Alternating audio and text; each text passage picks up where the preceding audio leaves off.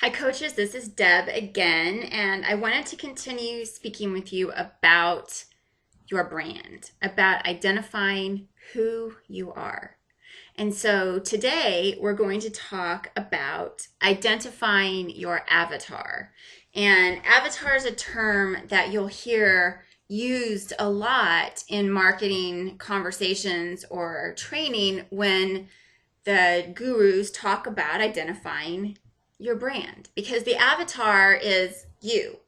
So think about on Wii. Remember on the Wii game, you used to get to pick a little avatar, and did you pick I might have picked the little girl with the blonde hair and the pink bow, and you wanted to pick something that represented who you are. So your avatar is representative of who you are. So that's what we're going to talk about today. I'm going to upload to our group a worksheet that will help you go through some of the items that we're going to talk about. But basically, you're going to magnetically attract people to you by clearly defining who you are. Think about what is your signature.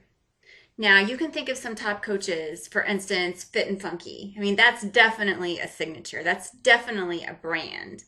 But behind all of that, the fun logo and the fun name is her story, is Danielle's story. There's all kinds of things about her that attract people to her, from the fact that she used to be a school teacher, that she's a mom, that she's a fitness instructor, that she's in Shaun T's crew, all different kinds of things about Danielle that come together to magnetically attract people to her. Now you're saying, well, I'm not like Danielle. Well, guess what? Danielle wasn't like Danielle when she started as a coach. She was a school teacher. She was a school teacher. Listen to her story. She was a school teacher and a mom. You have unique qualities about you, and you have to figure out what they are. So some of the things that you're going to brainstorm about are some of the unique experiences that you've had in your past that might drive you today, that might have driven you in the past. Like I wrote down how much I used to love to be a dancer.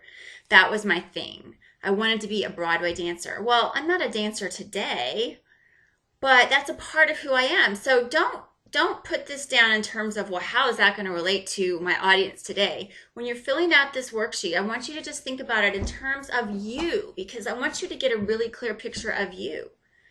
One of the things that, as my dancing led me to being an NFL cheerleader, which then led me to having an eating disorder. So that kind of all ties into part of who I am today. Body image issues, still struggling with things like that. So it all ties together so that it's a part of my story, so that when I'm speaking with somebody, I can relate that I've had those issues. They might look at me today and say, well, you're not 50 pounds overweight. How can you understand how I feel? Well, I understand how it feels to feel uncomfortable in your skin. So don't leave anything out. You're also going to want to write down the things that separate you from your competition. And when I did my interview recently with several coaches, and I asked the question, what things make you unlike other coaches? Well, the question was misunderstood oftentimes, meaning what makes me unlike or dislike other coaches? And the question is, what makes you unlike, as in not like other coaches? Well, it may be hard to think about things that are incredibly, completely unique. Like, for instance, I wrote down, I'm a Christian, I'm 40-something, I'm a runner, I have addictive personalities, depression, teenager, C-sections, yet I feel like I'm youthful. I mean, there's a lot of other coaches that could say these same things, I'm quite certain. But still, use these adjectives. I mean, I could even go into my approach of moderation versus deprivation, of, it's okay to have some French fries once in a while, that I'm comfortable that I don't have any Botox or plastic surgery. I mean, there's a lot of different things that you could put down on this, as you really struggle to think about what makes me really different from other coaches. What are things that I can use that are part of my story that I know other people could relate to? And here's another one. What separates you in the way you approach your business? Now, you probably have seen a lot of other coaches and how they do business. Think about how you approach your business or how you want to. So if you're a new coach, you may think about this in terms of things you don't want to do that you've seen other people do. Or you may think about things that you've seen other people do that they do really, really well, and you'd like to take part of that and do that. Like I wrote down, be your best you and be natural. Just be natural. Natural beauty. Love what God gave you and make it the best that you can be. And so, there's times that I think about, well, gosh, it would be I would look so much better if I had a little this done or a little that done, a little this done. But I don't know that that's my brand. I don't know that that's really who I am. I don't know that that's the message that I want to present to the world, because I feel like I've made a message of loving yourself just the way you are. And that doesn't mean that people that promote other things are wrong.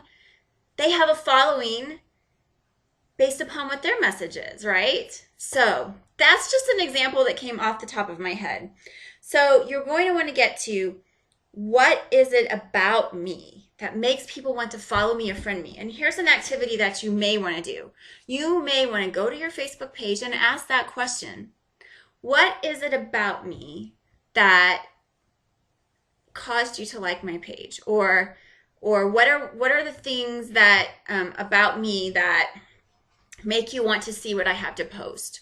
I've done things like that. Now, again, if you're a newer coach, a lot of the people on your page may be friends and family. So they may be saying, well, because you're my sister, or because, you're my best friend. So try to think of the question so that, it kind of pulls out from them, what are the things they like about you? And as you start adding new friends to your page, these are things that you can ask. You can ask this question over and over again, because you really want to know, now that you're adding new friends, why did somebody accept your friend request, and why did they stay your friend once they saw what your page was all about? You will learn a lot about how other people perceive you by asking that question. What is it? Why do you like my page? What is it about my Facebook page that makes you want to be my friend? And the other thing you're going to do is you're going to think about, and I've already warned you about this, what are some of the things that you might be uncomfortable with, or that you might be trying to cover up because it doesn't fit your picture perfect life, doesn't fit the persona of being a fitness and health expert. And I've already shared with you, I really struggled with sharing that I had an eating disorder. That's not healthy. That's not, the lifestyle that I want people to portray. I struggled with letting people know about my addiction, because that was such a embarrassing part of my life. I struggled with letting people see that, yeah, I have abs, but I still have skin from my C-sections.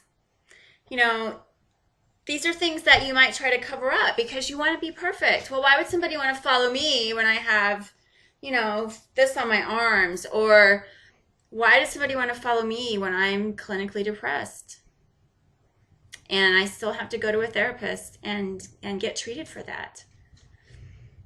Because I'm an overcomer, because I am frank about that, and because I can show by the way I lead my life that you can overcome these things and still have a healthy and fulfilling life. Think about those things that are super painful. I'm not telling you that in the very first My Story video, you're going to have to share all this with the world, but you should at least be able to write this down on paper. You have to be able to look at yourself in the mirror and be honest about the things in your past, the things about you that you feel bad about, that you wish weren't so. And you know what? Some of those things we may determine are just figments of your imagination. So that's something that I want you to distinguish too, and maybe get some validation from a spouse or a very close friend about, these are things that I'm really uncomfortable with about myself. You know, is there validity to these things? You know, if you put down the size of my thighs, there may not be validity to that, right? That may be something that's in your own head. So I will post this worksheet. I want you to go through this process, give it some thought. It's hard. I'm going to tell you, it's hard. It's a really hard activity, and you may have to go through it several times throughout your career as a Beachbody coach, continually perfecting it, continually getting more comfortable with who you really are. But I can guarantee you, I like you, and other people like you too, and you're just fine and just amazing and just extraordinary just the way you are.